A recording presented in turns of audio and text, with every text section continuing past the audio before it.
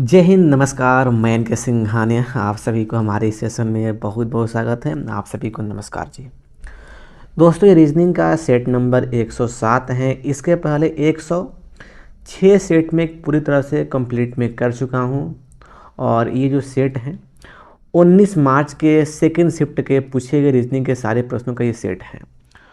तो चलिए इस सेशन का आगाज़ करते हैं। और इसके पहले आप लोग अभी तक इस चैनल को सब्सक्राइब नहीं किए हैं तो सब्सक्राइब करके आप लोग इस फैमिली से जुड़ जाएं और इस वीडियो को लाइक एंड शेयर भी कर दीजिएगा। इसका पीडीएफ फाइल बिल्कुल फ्री आपको मिल जाता है टेलीग्राम पर, तो आप लोग वहां से ज्वाइन भी हो जाइएगा। तो फिर आते हैं पहला प्रश्न पर, और पहला प्रश्न आपके सामने आने वाला है ये प्रश्न। दोस्त, एक पॉइंट में स्पष्ट कर देता हूँ कि देखिए इस सेट का जो प्रश्न का लैंग्वेज होने वाला है वह लैंग्वेज इंग्लिश होगा, क्योंकि इस प्रश्न का जो सेट है वह हिंदी लैंग्वेज में मुझे नहीं मिल पाया है, इसलिए ये पूरा क्वेश्चंस का सेट इंग्लिश में होगा। तो हल्का सा मैनेज आप कर लीजिएगा। तो ये पहला प्रश्न है और ये प्रश्न पूछा गया है, सिलॉग का प्रश्न है। स्टेटमेंट यहाँ पे दिया गया है ये, ऑल बॉल्स आर सावल्स। देखिए यहाँ पे सभी जो बॉल्स हैं ये क्या हैं, सावल्स हैं। ये सावल्स हो गया। नंबर 2 है, नो सावल्स इज ए स्वेटर। मतलब कोई सावल्स स्वेटर नहीं है, यानी कि स्वेटर यहाँ पे अलग हो जाएगा, ये स्वेटर हो गया। क्लियर। तो इस प्रकार से ये बन गया मेन फिगर कथन का। अब यहाँ पे आपके सामने कंक्लूजन है। नंबर 1 देखिएगा, no ball is a sweater, मतलब कोई बॉल स्वेटर नहीं है। बॉल और स्वेटर के बीच यहाँ पे नॉन का केस बन रहा है। देखिए यहाँ पर बॉल है और यहाँ पर ये स्वेटर है, यहाँ पर भी नॉन का केस बन रहा है, इसलिए यह यहाँ पे सही हो गया। यह क्या हुआ, ये यहाँ पे सही हो गया। अब देखिए यहाँ पर ये नंबर 2, ऑल सावल्स आर बॉल्स। देखिए दोस्त, यहाँ पे सावल्स और यहाँ पे बॉल्स के बीच में यहाँ पे अल का केस बन रहा है। देखिए यहाँ पर ये सावल्स हैं और यहाँ पर ये बॉल हैं, यहाँ पर सॉम का केस बन रहा है, इसलिए ये रॉन्ग हो गया। तो यहाँ पे 1 कंक्लूजन फॉलो कर रहा है, नंबर 1 वाला। देखते हैं ऑप्शन आपके सामने इस प्रकार से है। नंबर 1 ऑप्शन है 2, 3 और ये 4 हैं, तो इसमें सही हो जाएगा ऑप्शन नंबर यहाँ पे 4, ओनली कंक्लूजन 1 फॉलोस। अगला प्रश्न पूछा गया है, क्लासिफिकेशन का प्रश्न है और यह ऑप्शन के आधार पे दिया गया है। ये ऑप्शन 1 है, 2, 3 और ये 4 हैं। बताना है कि देखिए यहाँ पर 4 पेयर यहाँ पे दिया गया है, ये ऑप्शन 1 में, ऑप्शन 2 में, ऑप्शन 3 में, ऑप्शन 4 में। बताना है कि इसमें कौन यहाँ पे डिफरेंट है, मतलब कौन यहाँ पे ऑड है, कौन यहाँ पे विषम है। अब देखिए यहाँ पे जो लॉजिक होने वाला है वह इस प्रकार से होगा। ऑप्शन 1 का देखिएगा।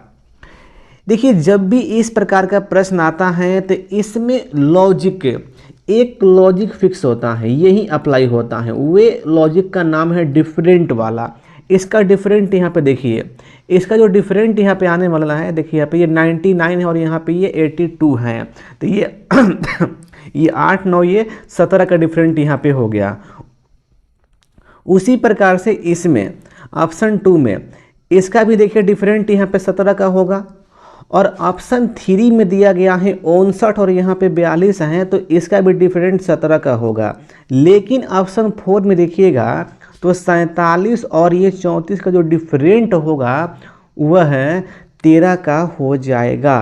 तो भाई यहाँ पे विषम कौन हुआ, ऑड यहाँ पे कौन हुआ, ऑप्शन नंबर यहाँ पे 4, 47, 34। तो जब भी इस प्रकार का पेयर वाला नंबर दे तो इसमें एक लॉजिक यहाँ पे फिक्स है, डिफरेंट वाला।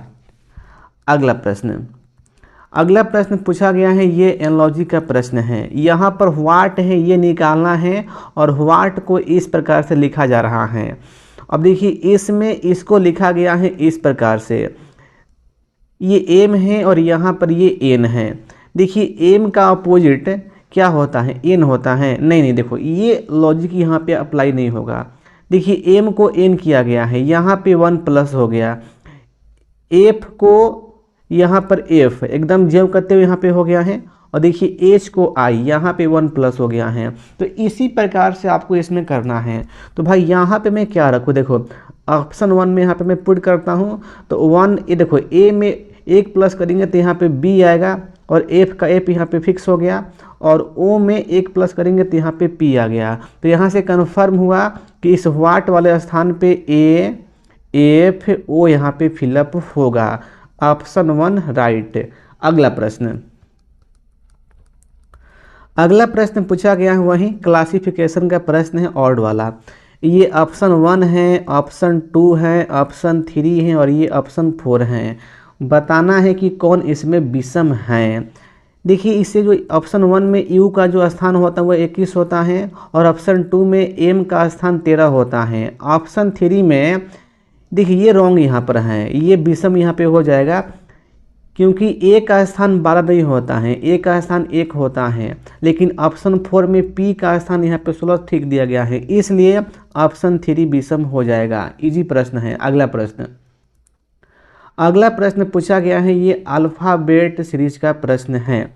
ये एफ आई यहाँ पे 3 प्लस हो गया, फिर यहाँ पे 3 प्लस 3 प्लस 3 प्लस, तो यहाँ पे क्या होगा, आर में 3 प्लस होगा, तो यहाँ पर यू आएगा। देखिए यू में 3 प्लस करने पे यहाँ पे एक्स आ गया तो फिक्स हो गया।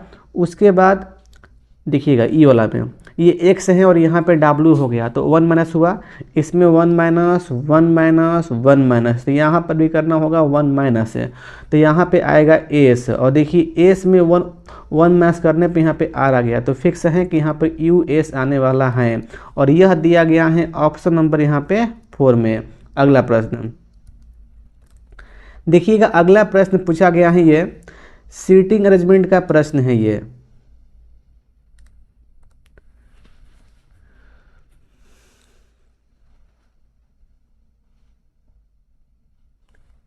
देखिए यहाँ पे कहा गया है कि 8 पर्सन है, P Q R S T U V और W are sitting in a row facing towards north, not necessary in a same order.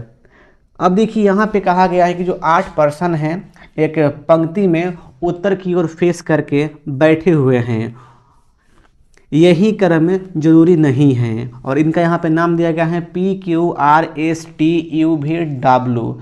तो भाई ये तो वही बतिया हो गया। देखो यहाँ पर ये हो गए मेरा, ये 8 पर्सन यहाँ पे हो गए, सबका फेस क्या है, उत्तर की ओर है। 1 2 3 4 5 6 7, इसको मैं और आगे बढ़ा दूँ तो ये हो गए 8।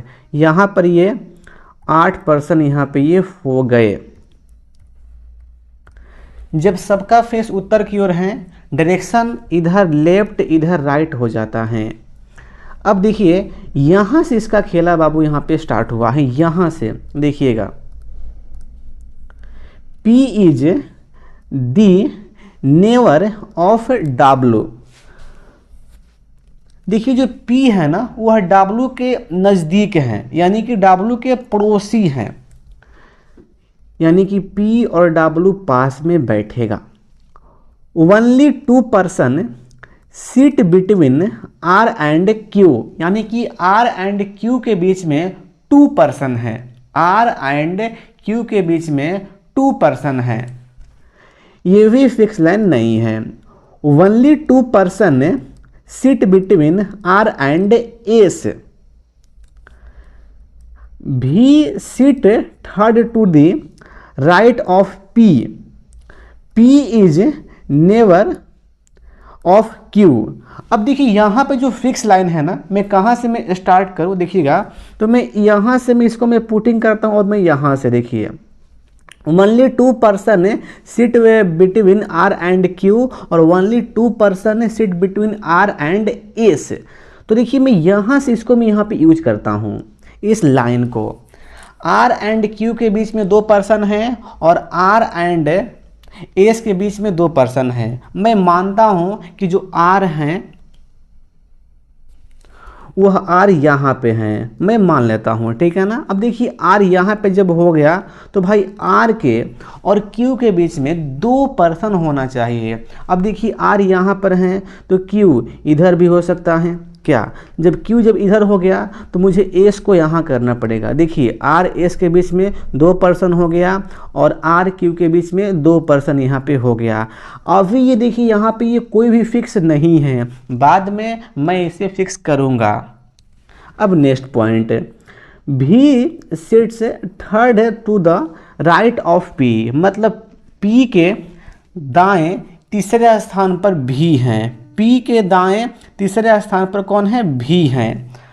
P is the neighbour of Q, जो P हैं वह Q का पड़ोसी हैं। अच्छा एक पॉइंट भाई, यदि यहाँ पर Q फिक्स हैं तो भाई P कहाँ पर आएगा, P यहाँ पर आएगा। लेकिन एक पॉइंट, P के दाएं दूसरे स्थान पर नहीं तीसरे स्थान पर भी हैं, तो भाई P के दाएं तीसरा स्थान मैं इस प्रकार से कर पाऊंगा क्या, नहीं, बिल्कुल नहीं। तो इसलिए यहाँ पे फिक्स हो गया कि Q का स्थान ये नहीं होगा, Q को मुझे यहाँ पे लाना पड़ेगा। जब Q यहाँ पे हो गया तो S यहाँ पे आएगा। जब Q यहाँ पे फिक्स हो गया तो भाई P कहाँ पर आएगा, देखिए P यहाँ पर भी नहीं होगा। अब जो P है या तो P यहाँ पे आएगा या तो P यहाँ पे आएगा। चलो P या तो यहाँ या तो यहाँ। अच्छा एक पॉइंट और, P जब यहाँ पे फिक्स होता है तो P के दाएं तीसरे स्थान पर भी होगा, तो 1 2 3 यहाँ पे भी हो सकता है। या यदि P यहाँ पे फिक्स होता है तो 1 2 3 यहाँ पे भी हो जाएगा। देखिए पूरा पॉसिबिलिटी वाला यहाँ पे ये कंडीशन हो गया है। अब आगे आना, देखिएगा ये पॉइंट स्पष्ट करेगा मेरा। T is the neighbour of S but not of V, जो T है ना वह S का पड़ोसी हैं लेकिन V का पड़ोसी नहीं है। अच्छा एक पॉइंट और भाई यहाँ पे मान लो, अब भाई T यहाँ पे कहाँ बैठ सकता है, देखिए T के लिए एक तो ये स्थान है, और यदि मान लो कि P यहाँ पे फिक्स होता है तो V यहाँ पे आएगा, और यदि P यहाँ पे फिक्स होता है तो V यहाँ पे आएगा। तो मैं सोचा कि भाई T का स्थान ये कन्फर्म यहाँ पे नहीं हो पाएगा, क्योंकि जो T हैं वह S का तो पड़ोसी हैं लेकिन V का पड़ोसी नहीं होना चाहिए। इसलिए दोस्त, इसलिए T को मुझे यहाँ पे करना पड़ेगा। जब T जब यहाँ पे हो गया तो P का स्थान ये फिक्स हो गया। जब ये P का स्थान जब यहाँ पे फिक्स हो गया तो 1 2 3 यहाँ पे V का स्थान फिक्स हो गया, यानी कि यहाँ पर भी V यहाँ पे नहीं होगा। तो भाई यहाँ पे कौन होगा, तो देखिए यहाँ पे हो जाएगा। देखिए यहाँ पे बोला गया है कि P is the neighbour of W, जो P हैं W का पड़ोसी हैं, यानी कि W यहाँ पे आ जाएगा। W यहाँ पे आ गया। तो इस प्रकार से दोस्त यहाँ पर ये बैठे कि यहाँ पे हो गया, देखिए T हो गया यहाँ पर, ये T Q P W R है देखिए, और यहाँ पे V हो गया। और देखिए एक और पर्सन यहाँ पे बच गया है U, तो U यहाँ पे आ जाएगा, ये U हो गया और यहाँ पे S हो गया। तो इस प्रकार से ये बैठकी हो गया। देखिए जब भी ये पॉसिबिलिटी वाला घटना होता है तो उसमें फिक्स करने के लिए इतना आपको तालमेल भाई आपको करना पड़ेगा। स्पष्ट हो गया। देखिएगा अब यहाँ पे प्रश्न में क्या पूछा गया है कि who sit second to the left of V, यानी कि V के बाएं दूसरे स्थान पर कौन है। देखिए V तो भाई यहाँ पर हैं और V के बाएं दूसरे स्थान पे कौन है, V के बाएं देखिए पहला स्थान दूसरा स्थान कौन है, तो W यहाँ पर है, तो इसका W इसका आंसर हो जाएगा। देखिए W दिया गया है ऑप्शन 4 में। अगला प्रश्न देखिएगा, अगला प्रश्न पूछा गया है ब्लड रिलेशन का प्रश्न है। देखिए ऐसा प्रश्न भर भर के पूछा जाता है हर एक एग्जाम में, तो देखिए ऐसा प्रश्न बहुत इजी होता है। जब भी ऐसा प्रश्न आपको दिख जाए तो सबसे पहले आपको देखना होता है कि इसमें अग्र वाला केस है कि पक्ष वाला केस है। इसका मतलब ये हुआ कि इसमें आगे वाले के बारे में जानकारी दिया गया है कि पाछे वाले के बारे में जानकारी दिया गया है। अब यहाँ पे देखो, यहाँ पर क्या कंडीशन हुआ है, यहाँ पे जो कंडीशन है वह अग्र वाला कंडीशन है, क्योंकि देखिए सब में यह पी के बारे में चर्चा किया गया है। देखिए सब में पी के बारे में, यहाँ पर देखिए P is the daughter of Q, जो पी है क्यू का बेटी है। अब देखिए जो सिंबल है ये दिखा रहा है बेटी, और ये घटाव वाइफ दिखा रहा है, और ये मल्टीप्लाई सिस्टर, और जो डिवाइड हैं यह दिखा रहा है फादर।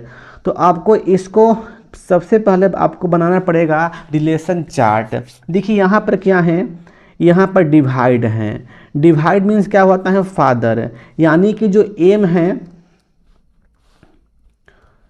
एम फादर हो गया किसका, एन का, एम फादर हो गया एन का। अब देखिए यहाँ पर घटाव है, घटाव मीन्स क्या होता है वाइफ, यानी कि जो एन है वह वाइफ है किसका, एल का हो गया, यानी कि ये एल यहाँ पे इसका पति देव हो गया। अब देखिए यहाँ पर ऑप्शन दिया गया है, कौन सा ऑप्शन यहाँ पे सही होगा, ये ऑप्शन 1 है, 2 है, 3 है और ये 4 है।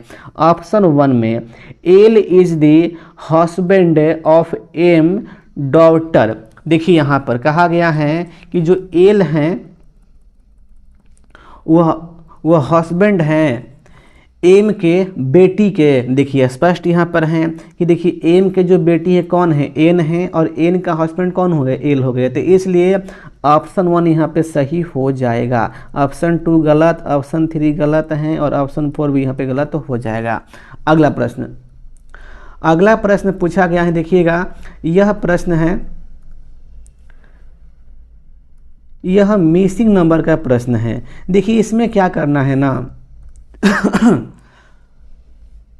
यहाँ पर देखिए ए डी सी ई है, इस सबको यहाँ पे ऐड कर लो। तो ये 1 4 5 हो गया, 5 या 3 8 हो गया, और 8 और 5 यहाँ पे 13 हो गया।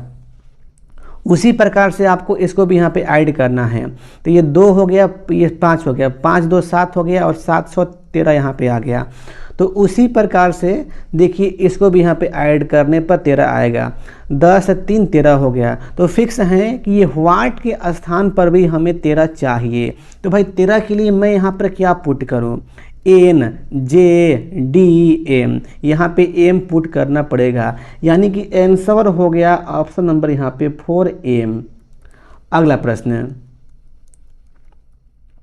देखिएगा, अगला प्रश्न पूछा गया है वही ऑड एंड आउट का प्रश्न है, यानी कि क्लासिफिकेशन का। ये ऑप्शन 1 है, 2 है, 3 है और ये 4 है। बताना है कि कौन इसमें विषम है। अब यहाँ पे देखिएगा इसमें क्या किया गया है। सबसे पहले ऑप्शन 1 का लॉजिक क्या है, यहाँ पर एस पी है तो यहाँ पे 3 कम हो गया, और पी में एम, तो यानी कि यहाँ पे ऑल लेटर में 3 यहाँ पे माइनस किया गया है। ऑप्शन 2 में एल ओ और ओ आर, यहाँ पे ऑल लेटर में 3 प्लस किया गया है। और देखो यहाँ पर ऑप्शन 3 में सी एफ और एफ आई, यहाँ पर भी ऑल लेटर में 3 प्लस हुआ है।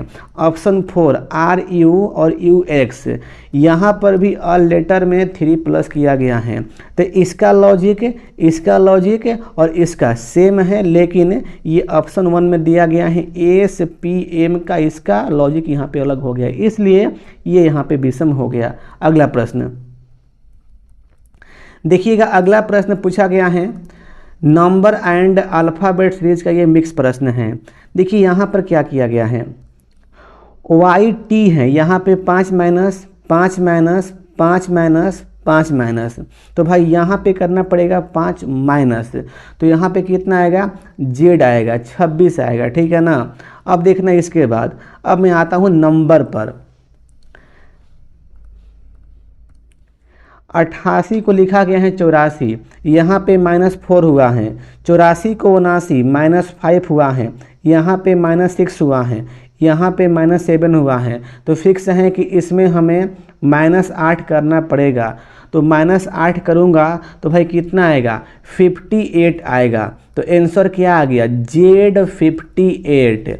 ये दिया गया है ऑप्शन नंबर 4 में, जेड 58। अगला प्रश्न देखिएगा, अगला प्रश्न दिया गया है वहीं क्लासिफिकेशन का। ये ऑप्शन 1 है, 2 है, 3 है और ये 4 है। देखिएगा इसको, ऑप्शन 1 में दिया गया है ग्लेशियर, ऑप्शन 2 में स्नो है, और ऑप्शन 3 में कोल्ड है, और ऑप्शन 4 में आइस है। ठीक है ना। देखिए तो यहाँ पर जो विषम हो जाएगा वह यहाँ पर कोल्ड हो जाएगा, ठंडा। ठीक है ना। देखिए तो ये बहुत इजी प्रश्न है, ये पूरा बच्चा वाला ये प्रश्न है। अगला प्रश्न पूछा गया है, देखिएगा ये प्रश्न पजल का प्रश्न है, बहुत ही अच्छा प्रश्न है। इस प्रकार का प्रश्न एनटीपीसी के बहुत शिफ्टों में पूछा गया है। देखिए यहाँ पर क्या कहा गया है, पहली बात, from a group of 5 students A Q B S and C and their teachers D E and F, a team of 5 has to be selected on the basis of the following criteria. अब देखिए दोस्त इसमें क्या करना है ना, 5 यहाँ पर स्टूडेंट दिए गए हैं और यहाँ पर 3 यहाँ पर टीचर हैं। इनमें से ना एक टीम बनाना है, टीम में 5 मेंबर होने चाहिए, यानी कि स्टूडेंट भी और टीचर भी। तो देखिए इसके लिए कुछ क्राइटेरिया दिया गया है जिसको फॉलो कराते हुए आपको 5 मेंबर का एक टीम तैयार करना है खेला करने के लिए। अब देखना ये क्राइटेरिया नंबर 1 है और ये 2 हैं, ये 3 हैं और ये 4 हैं। इसको फॉलो कराते हुए आपको तैयार करना है टीम। देखिएगा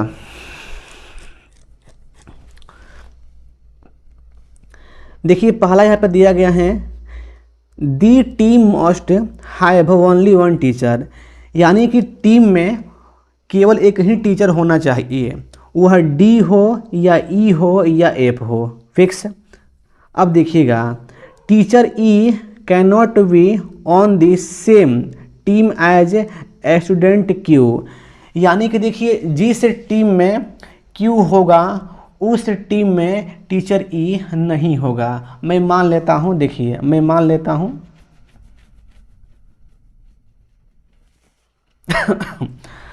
कि टीचर में ई को मैं यहाँ पे कर लिया हूँ सेलेक्ट। तो भाई देखो जब यहाँ पर ई आ गया तो स्टूडेंट यहाँ पे क्यों नहीं आएगा। अब देखता हूँ नंबर यहाँ पे 3,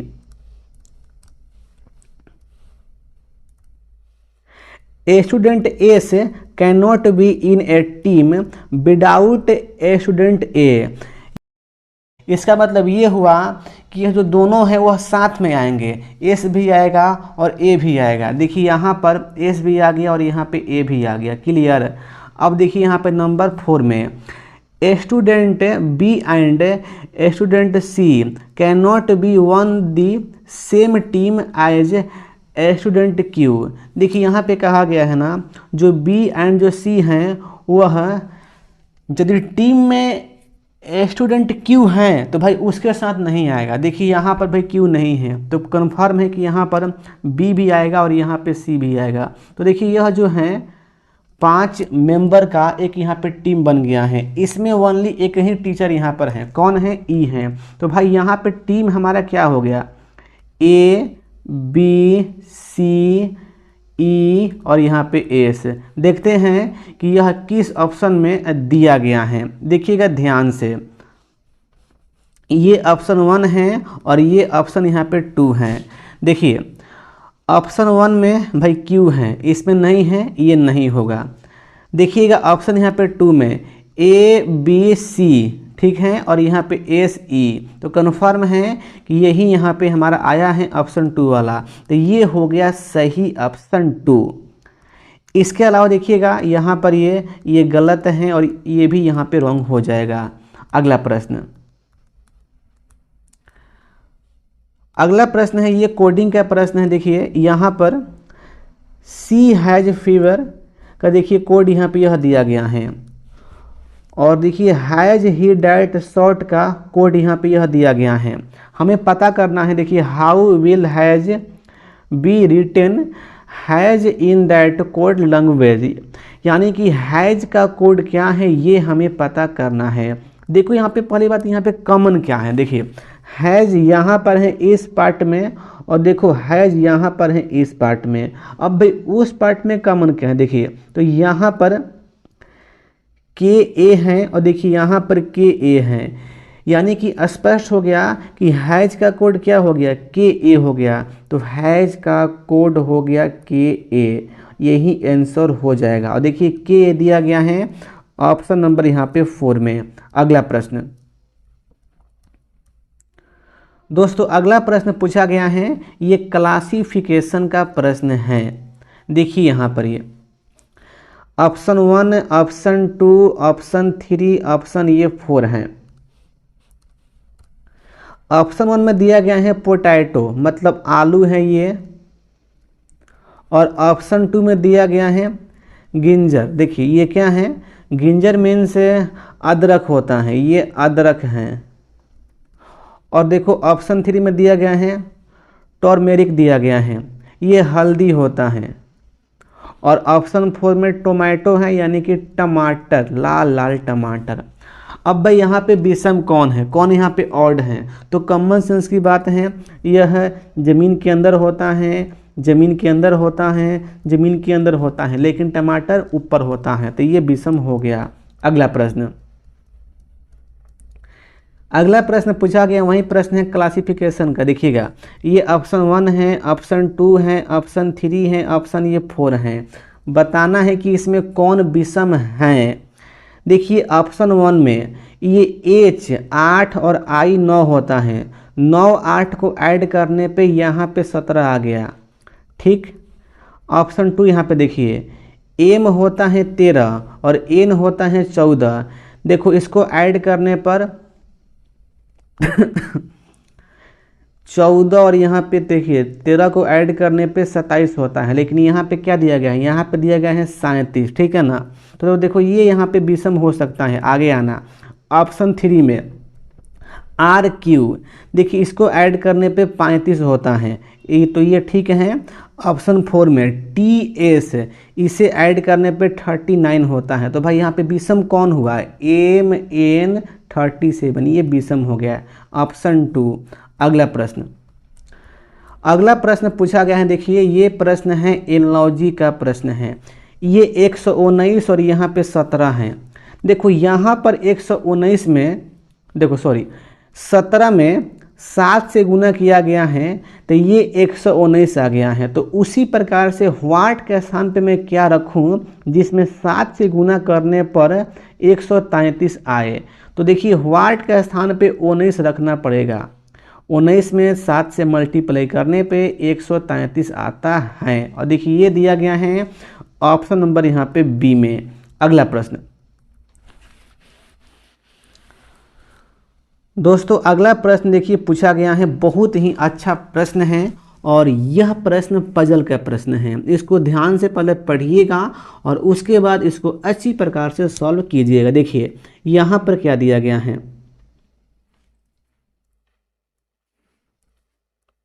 देखिए यहाँ पर है there are 6 teachers in a school, मतलब एक स्कूल है जिसमें 6 टीचर हैं। विज PQRST एंड U, अर्थात PQRST एंड U हैं। Since there is no games teacher in the school, मतलब इस स्कूल में गेम्स के लिए कोई टीचर नहीं है, ठीक है ना, गेम्स के लिए कोई टीचर यहाँ पे नहीं है।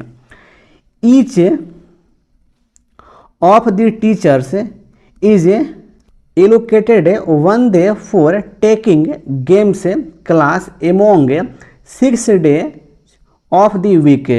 देखिए कहा गया है कि प्रत्येक टीचर को अलॉट किया जाता है कि स्कूल में 6 दिन में से प्रत्येक दिन वह गेम्स क्लास को अटेंड करेंगे।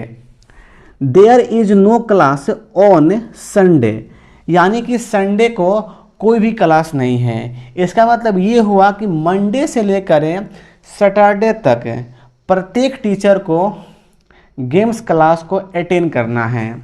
अब देखिए ये भाई यहाँ पे पूरा ये मामला है। तो देखो सबसे पहले मुझे यहाँ पर क्या फिक्स करना पड़ेगा। देखिए जब भी ऐसा कंडीशन होता है, जब पजल में पर्सन दिया हो और डे दिया हो, तो वैसी कंडीशन में डे को फिक्स करना होता है। डे को आप फिक्स करिए। यहाँ पे देखिएगा मैं फिक्स कर रहा हूँ डे को, तो ये मंडे हो गया और ये ट्यूसडे, वेनेसडे हो गया और ये थर्सडे, फ्राइडे, सैटरडे। संडे आपको यहाँ पे काउंट नहीं करना है क्योंकि संडे को कोई भी गेम्स क्लास नहीं है। अब देखिए इसका जो खेला है वह स्टार्ट हुआ है यहाँ से। R takes the class on the very next day to diet of Q. जो आर है वह क्यू के अगले दिन क्लास को अटेंड करता है, ठीक है ना। यानी कि देखिए क्यू पहले आएगा और उसके बाद आर आएगा। ये तो यहाँ पे फिक्स लाइन नहीं है दोस्तों, इसको हिंट के रूप में यहाँ पे इसको लिख लो। P takes the class on Friday. देखिए जो पी है वो फ्राइडे को क्लास लेता है, ये फिक्स लाइन है। तो देखिए फ्राइडे को यहाँ पर पी क्लास ले लिया, okay. And S takes the class on Wednesday. Wednesday को एस क्लास लेता है, ये भी फिक्स लाइन है। T takes the class next day after S. देखिए एस के ना, एस के बाद का जो दिन होता है उस दिन टी क्लास लेता है। अब देखिए एस के बाद बोला है, क्या बोला है, एस के बाद बोला है। तो भाई देखो ओहो हल्का से यहाँ पे दोस्त मिस्टेक हो गया। देखो पी यहाँ पे आएगा, पी फ्राइडे है ना, तो पी यहाँ पे आएगा, सॉरी पी यहाँ पे आएगा। देखिए एस के बाद, तो देखिए यहाँ पर ये थर्सडे को ये टी यहाँ पे क्लास लेगा, हो गया। अब देखिए यहाँ पर ये एक पॉइंट में यहाँ पे किया था स्किप, ये पॉइंट था। देखिएगा यहाँ पे क्या है कि क्यू के अगले दिन आर क्लास लेगा। अब भाई दो पर्सन को बैठाना है, क्यू आर को, तो भाई दो पर्सन के लिए स्थान कौन है, मंडे है ट्यूसडे है। यानी कि क्यू होगा मंडे को और आर होगा ट्यूसडे को। तो इस प्रकार से ये फिक्स हो गया। देखिए एक पर्सन बच गया है, वह कौन है, यू है, जो यू यहाँ पर आ जाएगा सैटरडे को। तो इस प्रकार से ये फिक्स हो गया।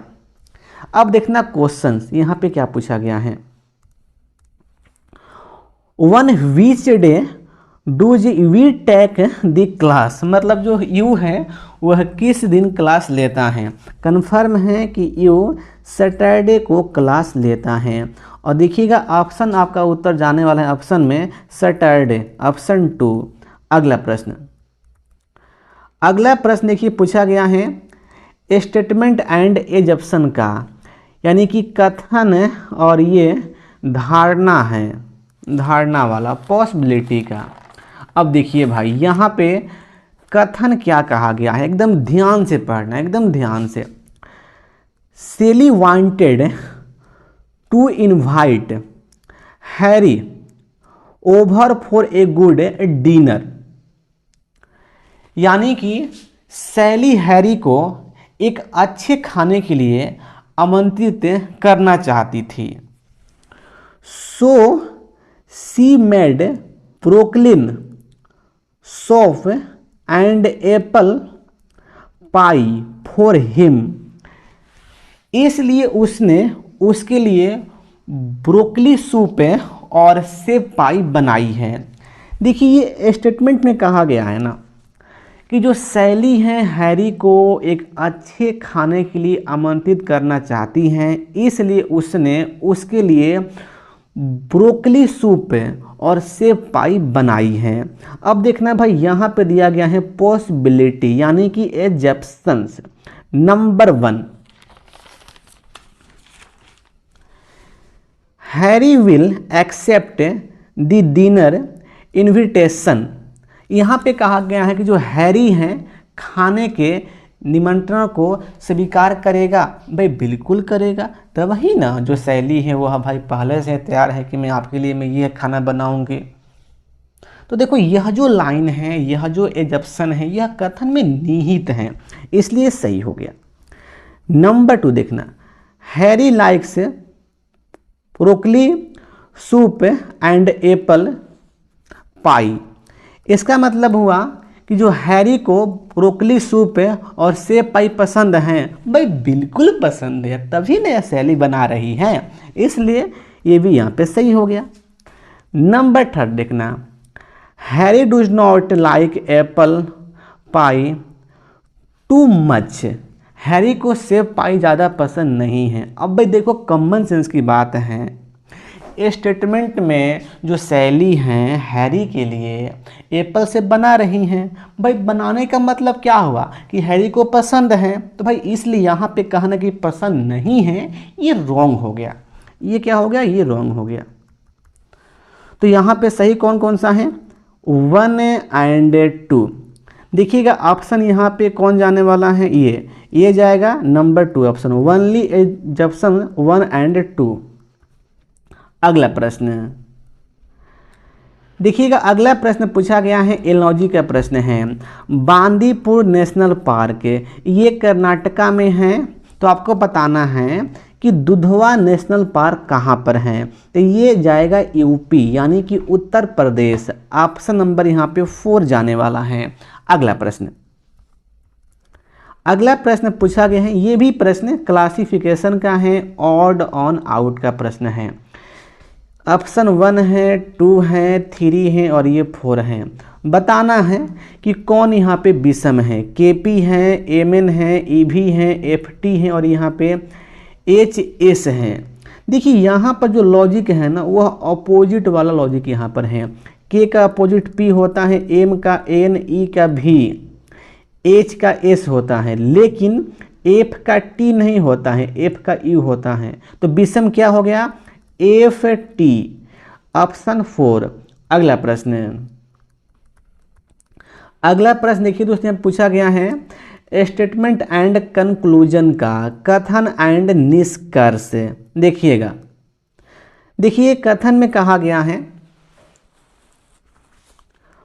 Of all the ice creams brands manufactured in India, यानी कि भारत में निर्मित सभी आइसक्रीम ब्रांडों में से Amulya brand has the highest sales since last 5 year, यानी कि अमूल्य जो ब्रांड है पिछले 5 वर्षों से सबसे अधिक सेल हो रहा है।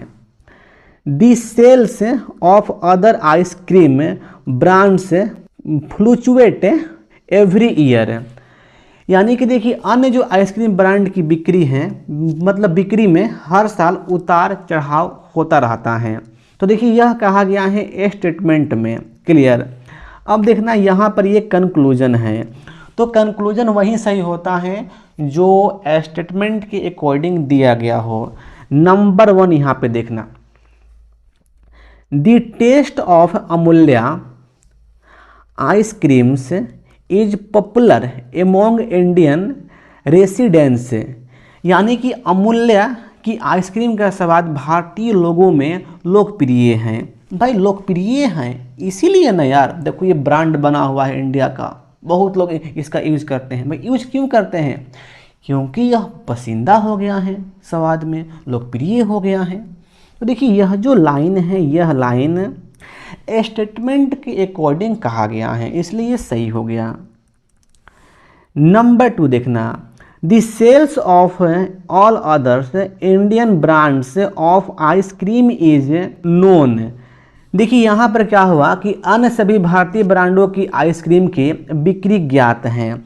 दोस्त देखिए जो अन्य सारे जो ब्रांड हैं उसकी बिक्री भी ज्ञात हैं, तभी ना पता चला कि जो इंडिया के जो फेमस ब्रांड हैं वह ब्रांड अमूल्य है। अच्छा, फेमस ब्रांड होने का मतलब क्या है कि इसका जो बिक्री है अन्य ब्रांडों से अधिक हो रहा है, तो इसलिए स्पष्ट है कि अन्य जो ब्रांड हैं इंडिया का उन सभी का जो बिक्री है वह ज्ञात है, कि मतलब कितना मात्रा में सेल हो रहा है। तो देखो ये भी जो लाइन है ये भी लाइन स्टेटमेंट के अकॉर्डिंग कहा गया है, इसलिए ये भी यहाँ पे सही हो गया, यानी कि बोथ यहाँ पे सही होगा। ऑप्शन आपके सामने ये रहा। देखिए यहाँ पे सही होने वाला है ऑप्शन नंबर यहाँ पे 4 है। अगला प्रश्न देखिए पूछा गया है, ये देखिए यहाँ पे आपको फाइंड करना है कि इस सीरीज में कौन सा नंबर यहाँ पे गलती है। देखिए सबसे पहले यहाँ पे क्या किया गया है, ये 4 का 6 यहाँ पे +2 हो गया, 6 का 10 यहाँ पे +4 हो गया, 10 16 +6 16 24 यहाँ पे +8 हुआ है, 24 32 हुआ है। दोस्त यहाँ पे इस पैटर्न के अनुसार यहाँ पे 10 प्लस यहाँ पे होना चाहिए, तो भाई 32 के स्थान पे क्या होना चाहिए 34। और देखिए 34 में 12 प्लस करेंगे तो ये 46 आ गया, और 46 में 14 प्लस करने पर देखिए यहाँ पे 60 आ गया। तो फिक्स है कि 32 के स्थान पर 34 होना चाहिए। तो यहाँ पे गलती कौन है, 32 यहाँ पर है। देखिए यह दिया गया है ऑप्शन नंबर 1 में। अगला प्रश्न, अगला प्रश्न पूछा गया है दोस्त यहाँ पर ये एनलॉजी का प्रश्न है। देखिए यहाँ पर ये द्रोणाचार्य अवार्ड हैं जो स्पोर्ट कोचिंग के लिए दिया जाता है, उसी प्रकार से धन्वंतरी अवार्ड किसको दिया जाता है। देखिए तो यह दिया जाता है आयुर्वेदा के क्षेत्र में, यानी कि ऑप्शन नंबर यहाँ पे 2 जाने वाला है। अगला प्रश्न देखिएगा, अगला प्रश्न पूछा गया है एक बार फिर से एनलॉजी का प्रश्न है। देखिए इसमें क्या किया गया है, यह ई जे है और यहाँ पर यह जे टी है। देखिए यहाँ पर ये ई जो है ना, ई का स्थान 5 होता है और ये जे का स्थान 10 होता है। और देखिए यहाँ पर जे है, यहाँ पर 10 हो गया और यहाँ पर ये 20 हो गया। देखिए यहाँ पर क्या किया गया है ना, 5 में 2 से गुना किया गया, ये 10 हो गया। और देखिए 10 में 2 से गुना हुआ, यहाँ पे 20 हो गया। उसी प्रकार से दोस्त यहाँ पर क्या है, आई एल है। तो भाई यहाँ पर भी देखिए आई 9 पे होता है और एल 12 पे होता है। तो 9 में 2 से गुना 18 होगा और 12 में 2 से गुना 24 होगा। तो 18 पर आर और 24 पर एक्स हो गया। तो कितना आ गया, आर एक्स आ गया। यही आंसर होगा। ऑप्शन आपके सामने यह है, नंबर 1 यहाँ पे सही होने वाला है। अगला प्रश्न देखिएगा, अगला प्रश्न पूछा गया है, ये लैंग्वेज बेस्ड प्रश्न है।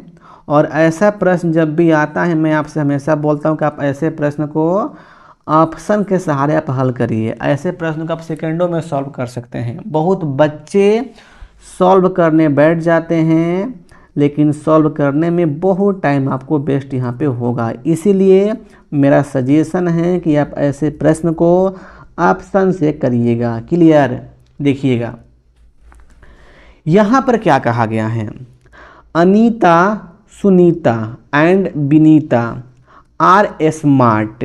Clear, Munita Bhunita and Sunita are doll. Vinita Bunita और देखिए यहाँ पर ये अनीता आर स्पोर्टी, सुनीता मुनीता और अनीता आर टॉल। ठीक है ना।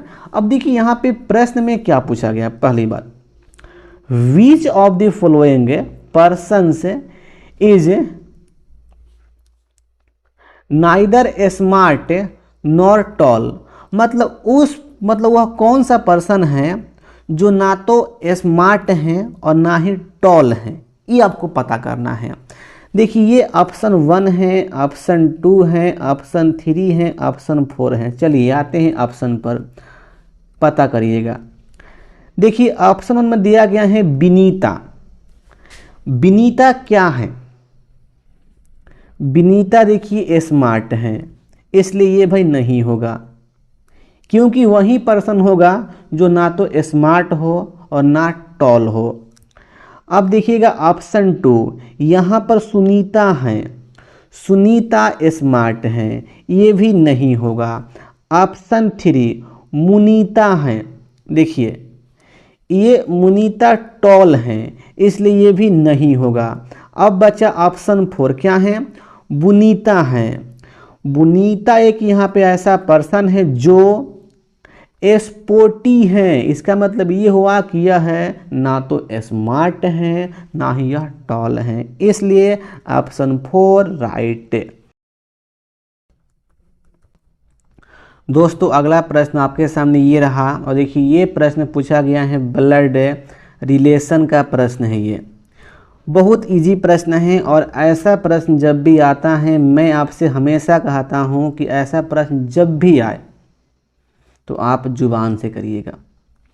देखिए यहाँ पर कहा गया है pointing towards a picture a man said, यानी कि पिक्चर की ओर इशारा करते हुए एक आदमी कह रहा है सी इज मतलब वह, माई वाइफ मतलब मेरी पत्नी, फादर इन लॉ यानी कि मेरे पत्नी के ससुर यानी कि मेरे पापा जी, ओनली सॉन मतलब पापा के एकमात्र बेटा कौन हुए, मैं हुआ खुद सेल्फ, डॉटर मतलब मेरी बेटी, क्लियर, यानी कि वह कौन है, मेरी बेटी है।